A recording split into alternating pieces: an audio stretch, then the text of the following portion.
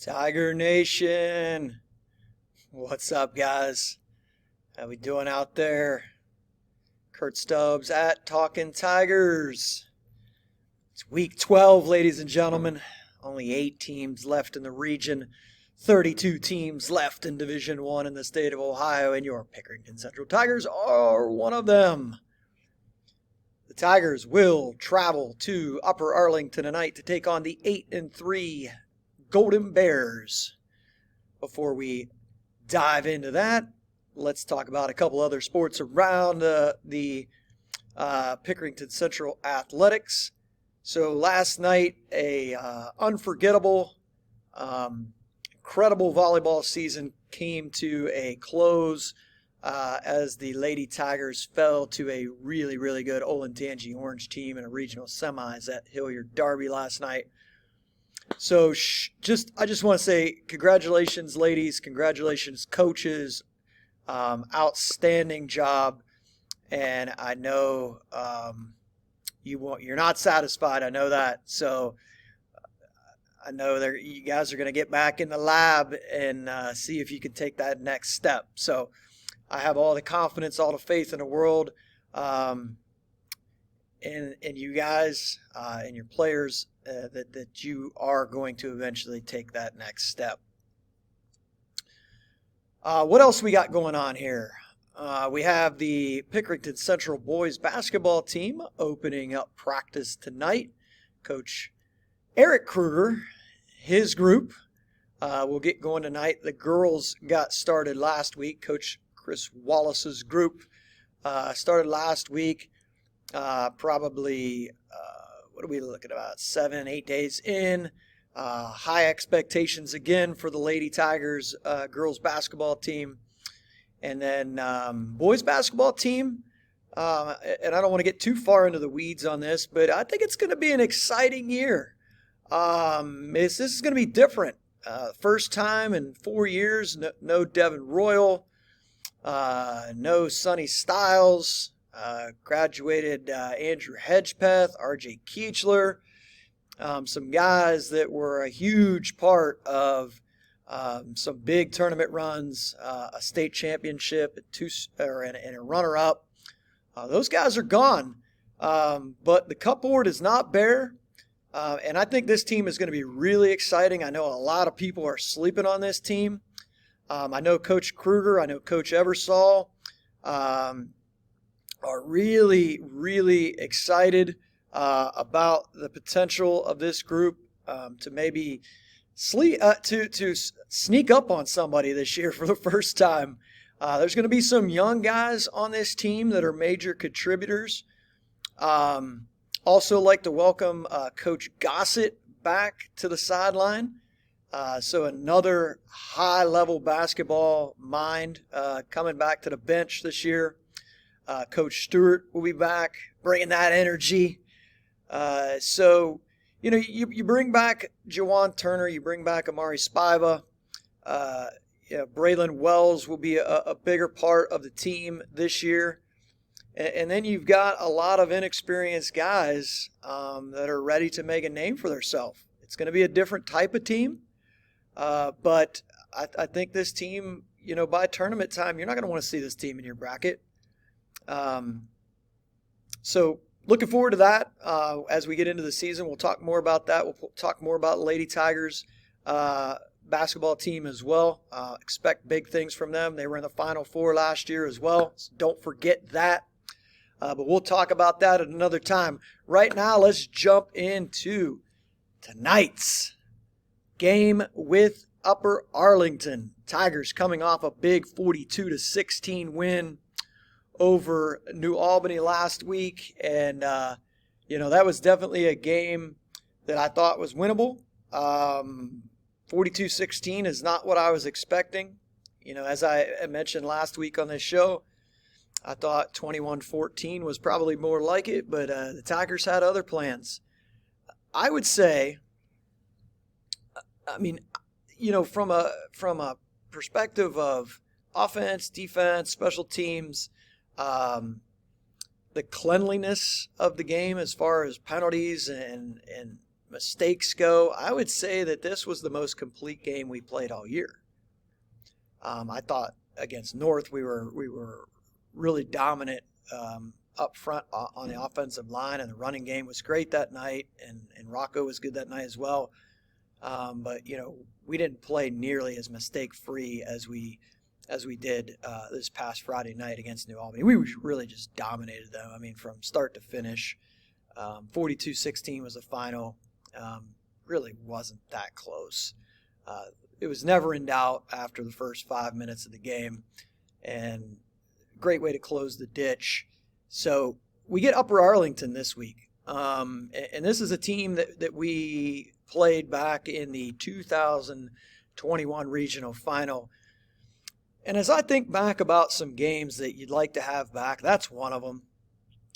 That defense in 2021 was so good. This Upper Arlington team is nowhere near as good as that Upper Arlington team.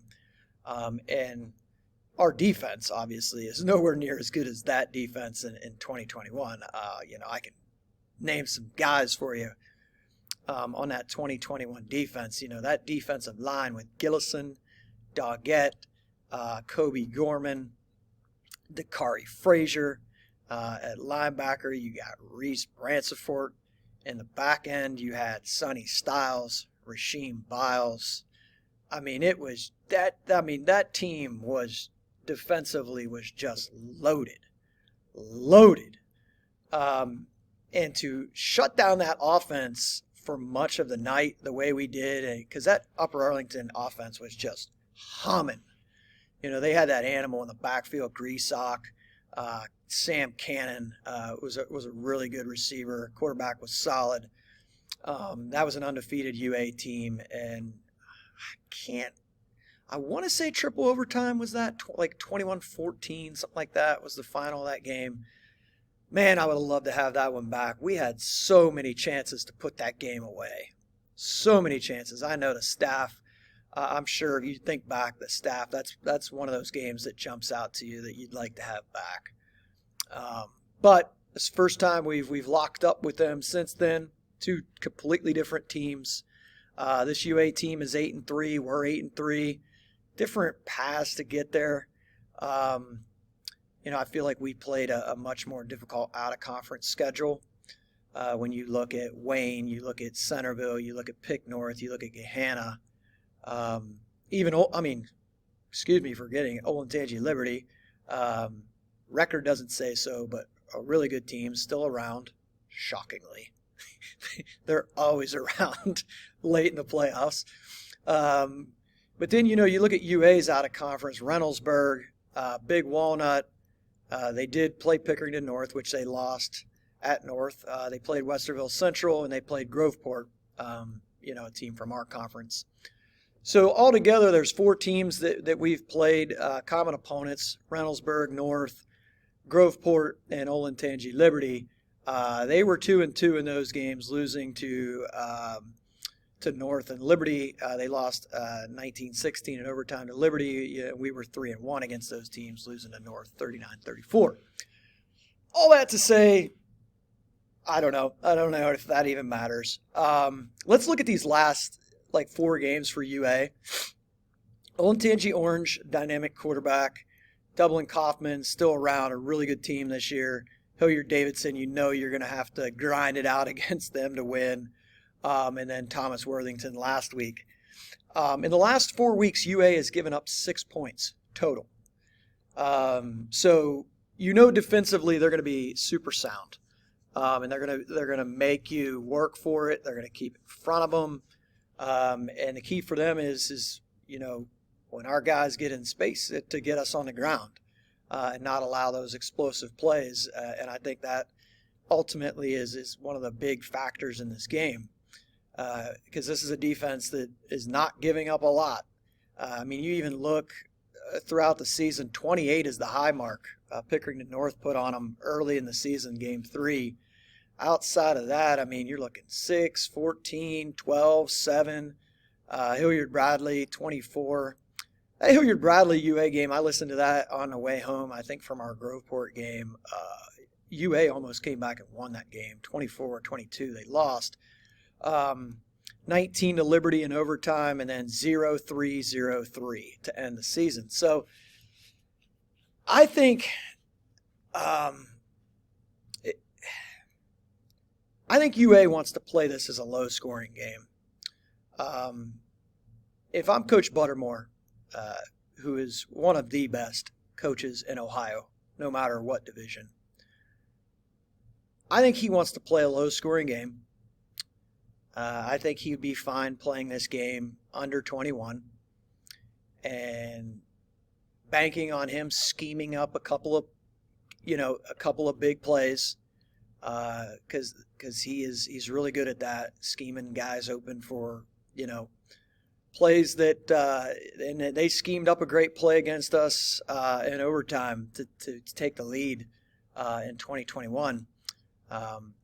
But I think he would be more than happy playing this game under 21. I think for us, the more we push this game towards 30, the better chance we have of being successful tonight.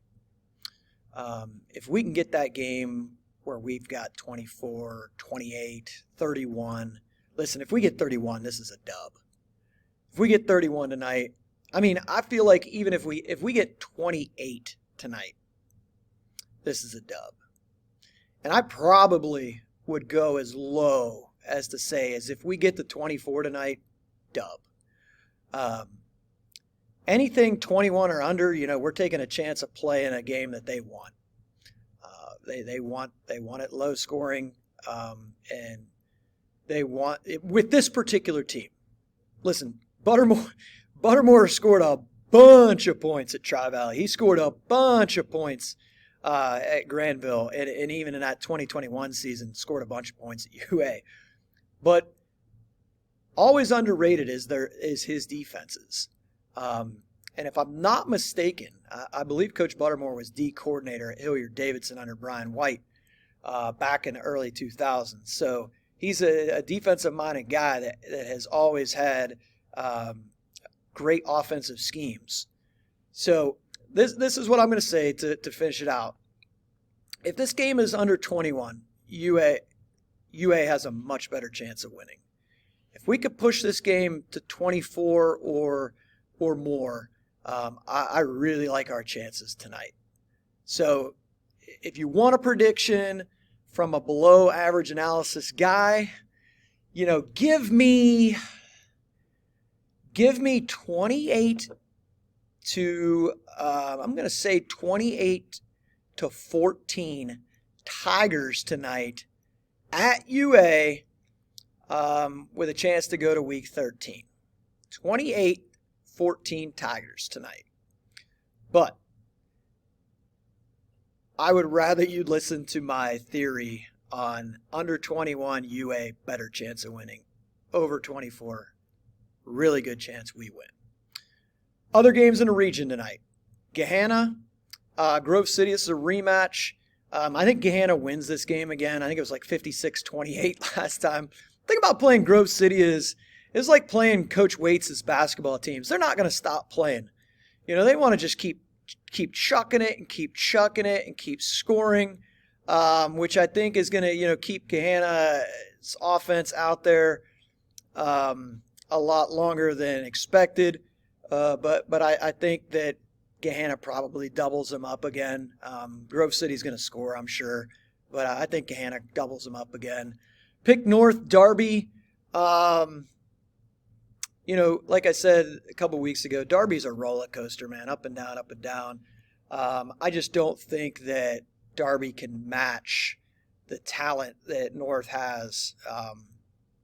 They can't get in a game that, is back and forth because North has superior players. I think North wins this game comfortably. Darby does what Darby does. So, it could be a slow start, but I think North eventually wins comfortably. And in Westerville North and Bradley, kudos to Coach Jackson over there at Westerville North. Got a game-winning field goal to beat Lancaster last week. I will take Bradley. to win this. I don't really have a feel on a score for this, but I will take Bradley to win this game. And next week, I think you're left with Gahanna and Pickerington Central, and I think you're left with Pickerington North and Hilliard Bradley. So we'll see how we do. We'll hopefully be back for week 13. And definitely stay tuned for our basketball coverage as well. So everybody have a great weekend.